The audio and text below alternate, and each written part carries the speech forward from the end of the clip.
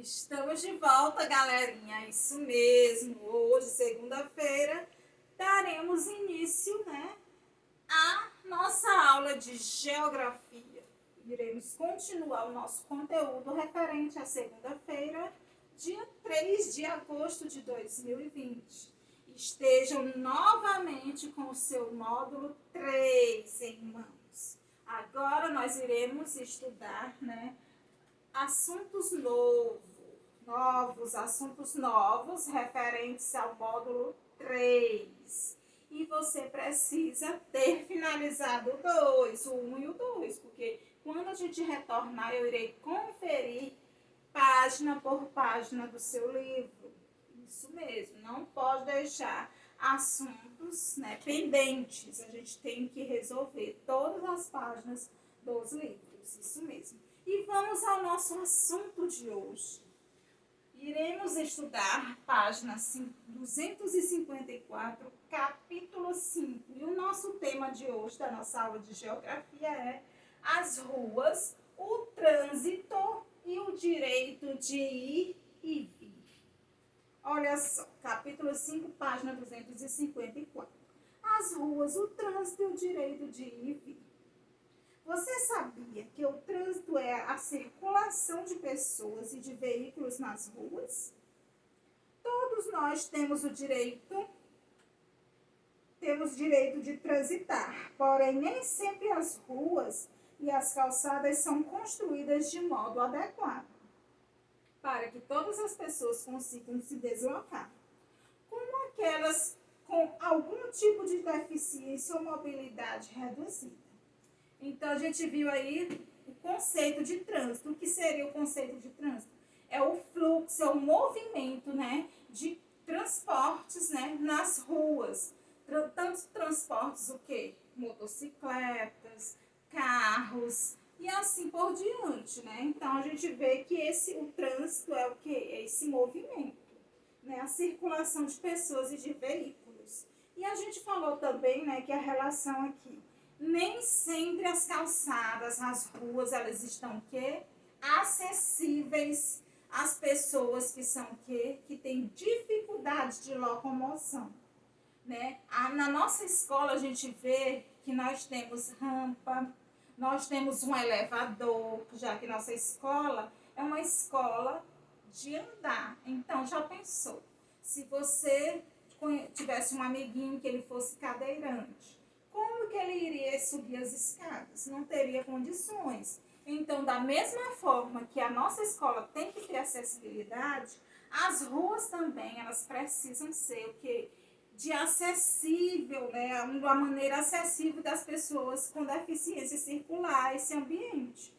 Eu já vi muitas ruas onde as pessoas, os moradores, já se reuniram e pediram que a prefeitura estivesse aqui asfaltando esse ambiente, porque essas pessoas, que elas tendem a utilizar são cadeirantes, elas tinham dificuldades para poder se locomover, sair de casa. No momento, todo mundo precisa sair de casa. Uma pessoa precisa ir ao médico. Hoje as pessoas com deficiência, elas são foram inseridas, estão cada dia mais úteis à sociedade, ao mercado de trabalho. Elas já estão trabalhando como qualquer outra pessoa, porque elas não têm elas são especiais, mais especiais ainda do que nós. São pessoas que exigem um certo cuidado, mas elas não são a gente não tem que ter rejeição com essas pessoas, porque elas também são capazes. Elas só têm um pouco de limitações. Eu posso correr, um cadeirante não pode, mas ele pode muito bem, intelectualmente se desenvolver melhor do que uma pessoa qualquer, uma pessoa que não tem uma capacidade. Então, ninguém é melhor do que ninguém.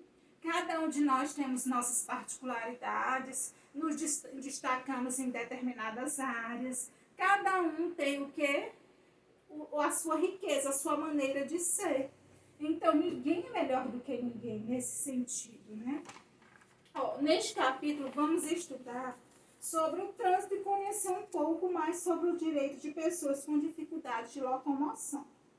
Trânsito de veículos e pedestres em uma rua da cidade de São Paulo. São Paulo é diferente daqui de Teresina, porque lá, gente, o trânsito de São Paulo, ele para por horas. O movimento, o fluxo de carros, de pessoas é muito mais intenso, porque ela é uma cidade muito maior do que a nossa cidade. Então, aqui a gente tem o quê? Menos veículos, menos habitantes. E assim, né, as coisas fluem mais leves, porque lá realmente o trânsito é muito intenso. Aí as pessoas que vão trabalhar, elas precisam sair muito cedo das suas residências para poderem ter um tempo, né? Chegarem a tempo no horário correto. E vamos aqui à página 255. Com os colegas, descreva o trânsito da rua mostrada nesta fotografia. Aí aqui é pessoal, a gente está vendo, né? A gente pode observar e pode até descrever. É uma rua, né? A gente vê que parece ser no centro de uma cidade, é mesmo, lá em São Paulo. E é uma rua com fluxo bastante, né, intenso de pessoas e veículos. E o que mais? Ó? Como é o trânsito nas ruas por onde você passa em seu dia a dia? Eu vou tirar por mim, vou dar meu exemplo. As ruas que eu passo, que eu percorro, né, saindo da minha residência até chegar ao Colégio Jesus de Nazaré, é tranquilo, o trânsito é leve. Às vezes tem o quê? Um movimento até mais assim, um pouco intenso no horário de cedo e no horário do retorno. Mas não que seja muito assim para me atrasar bastante. É tranquilo, né? Porque logo é umas ruas que eu passo por dentro dos bairros, não só aquelas avenidas principais do bairro, então é mais tranquilo. Letra C. O município onde você mora possui infraestrutura adequada para atender as pessoas com dificuldade de locomoção? Gente, Teresina ainda está, né, se adequando a essa realidade. Hoje você já observa, eu fiz um curso, né, onde eu fazia o quê? Eu fiz um curso de braille e também fiz a questão de quê? Da acessibilidade, né, o manuseio, como as pessoas devem se locomover. Eu fiz um curso para estar preparando pessoas com deficiência visual. E eu tive meus olhos vendados por vários dias, fazendo treinamento na Avenida Frei Serafim. E realmente lá, como é uma das principais avenidas de Teresina, lá eles resolveram, né? Eles já têm o que eles já fizeram, toda essa questão de... Eles já colocaram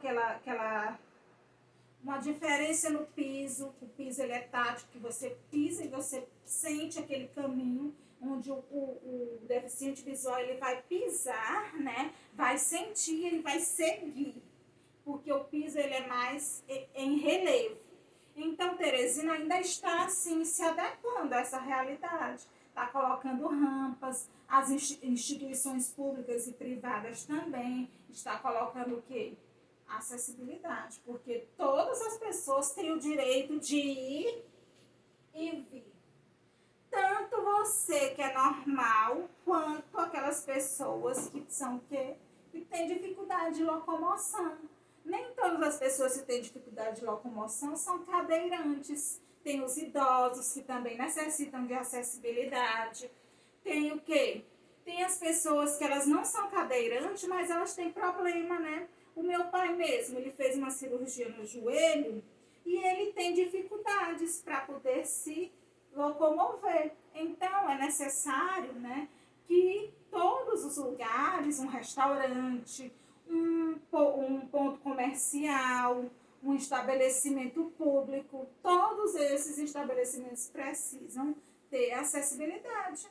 A nossa escola, por exemplo, como eu já falei para vocês verem o exemplo, né, das rampas, podem observar os corremões, onde vocês observam que as pessoas precisam se apoiar, e o elevador.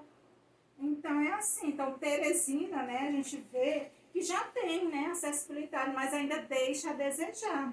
Mas a prefeitura está trabalhando no sentido de melhorar essa questão da acessibilidade nas ruas e nos estabelecimentos da nossa capital.